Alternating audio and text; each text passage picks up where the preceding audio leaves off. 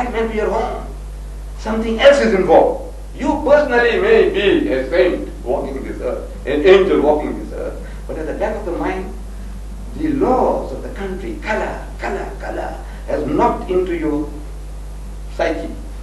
That thought that, look, this police coming to an elite area in Durban North, one Sunday morning, looking for your home, number 10 Downing Street, and, with this funny headgear and this beard, looking for that number 10, and eventually he finds it. There are people watering the garden, there are people sitting on the verandas. What is this police doing around here? And then, maybe, I find the house, I knock at the door, Mrs. Smith opens the door, and because she has enjoyed my hospitality, she's so happy.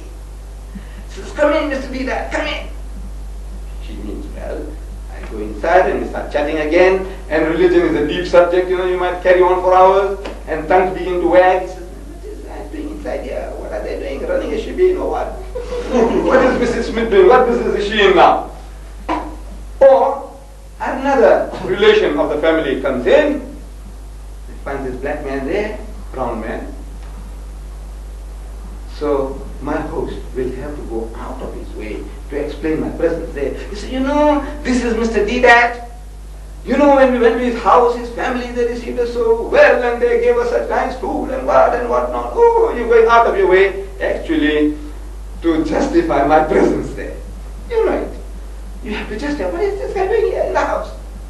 So, to avoid all that, best thing is, convey my regards to the missus, This is what it is. Laws have a tendency to change the characters of people over a period of time.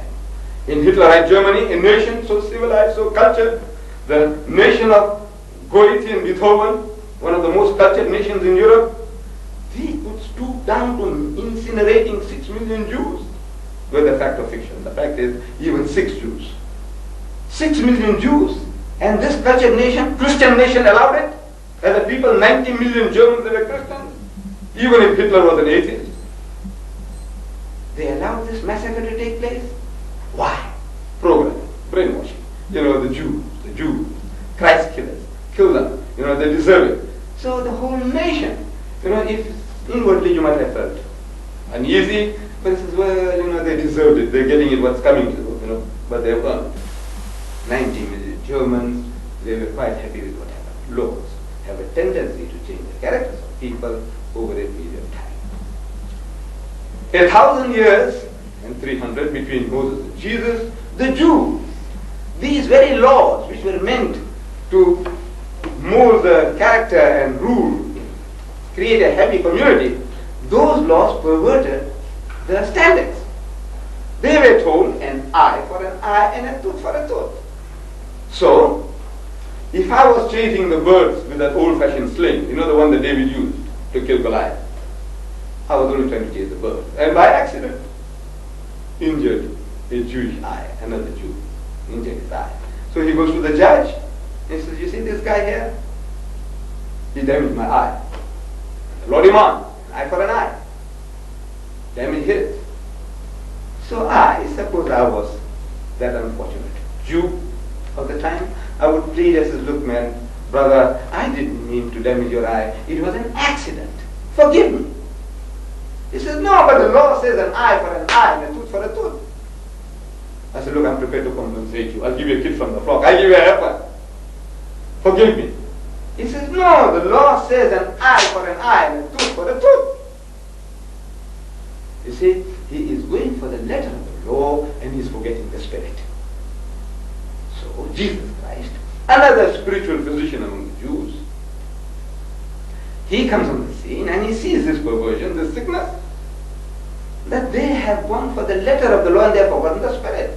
So wanting to bring them back to that wire media, the balanced road, he gives them another extreme as an antidote.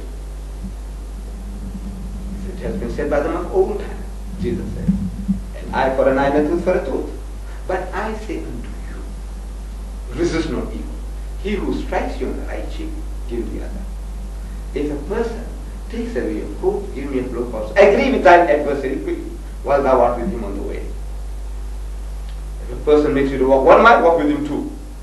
In other extreme. This is an antidote for a sickness, which is a beautiful antidote for a sickness. But we Muslims, what we say is this, that that antidote will not work. Because we haven't got that sickness. Your sickness has changed.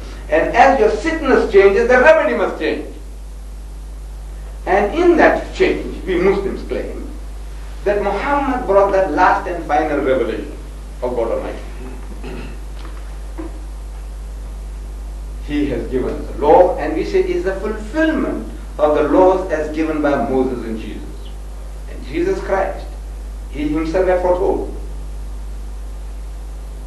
In the Gospel of St. John, He says, I have yet many things to say unto you, to the Jews, many things. But ye cannot bear them now. In other words, you haven't got the capacity to grasp this knowledge.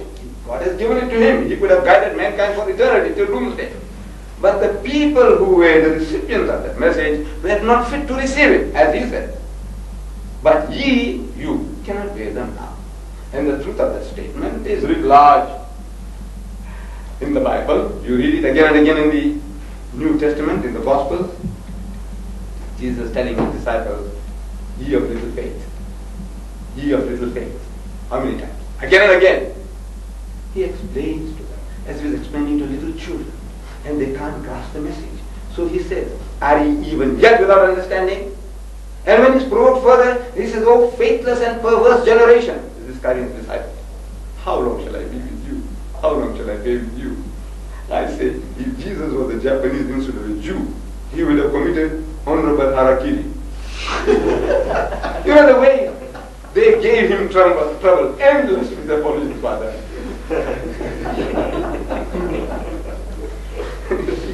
You know, they gave him endless trouble. Everything he's telling them, they misunderstand.